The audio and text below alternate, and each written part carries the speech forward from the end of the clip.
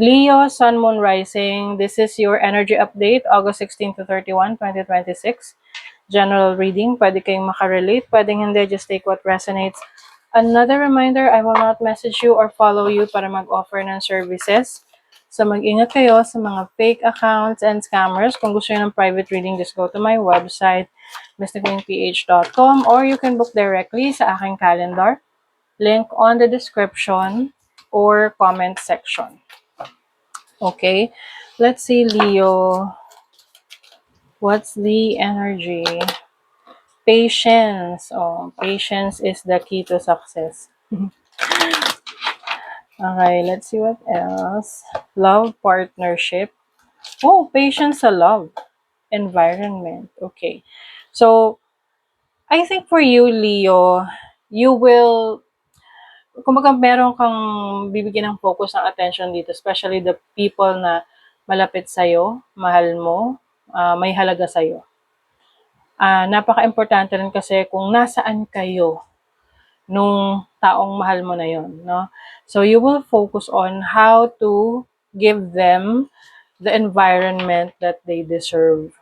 So, pwedeng iba, lilipat ng bahay or a place wherein you will have a comfortable life with your partner or your family. And also, hindi mo rin naman to irarush, no? Kasi patience is here. So, ibig sabihin yan, hindi mo siya mamadaliin kasi gusto mo yung best for them.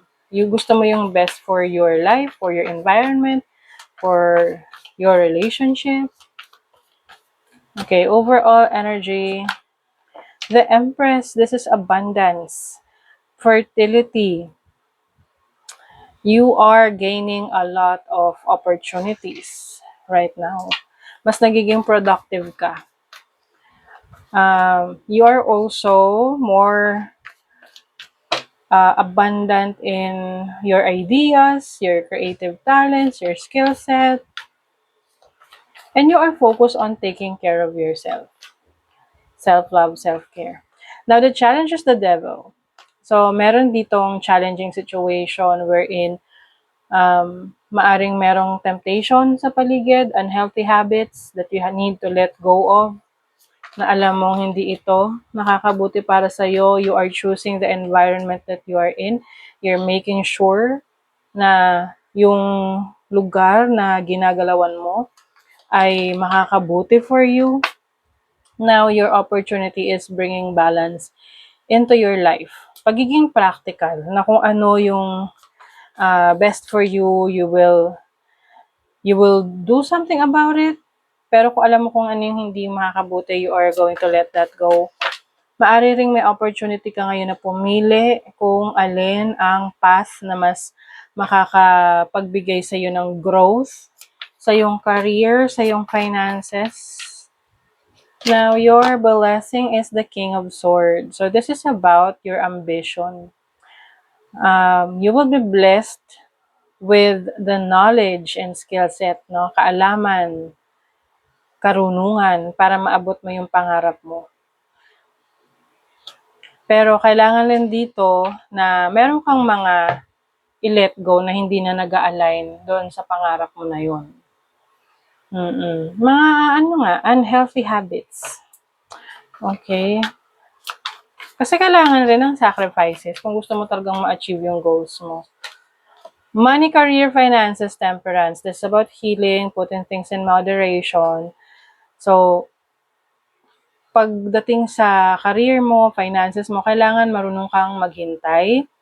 May mga bagay na hindi mo kailangan madaliin. Kailangan mag-undergo ng proseso para makuha mo yung resulta na talagang dinedeserve mo. Your love life, you have the King of Cups. Some of you, if you are in a relationship, you are loved by your partner. Meron ditong malalim na care and understanding in relationships. So, if you're single naman, possible that you are attracting someone na merong, medyo matanda na sa'yo or medyo mature. Okay, confidence. It comes with time and practice. Oh my God, Leo.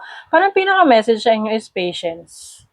na if you really want to be the best in whatever you do, first is you need to believe in yourself na kaya mo and have patience. Magtiwala ka sa sarili mong kakayanan at may mga bagay na kailangan pagdaanan na proseso at hindi kailangan madaliin para yung resulta ay swak na swak para sa'yo.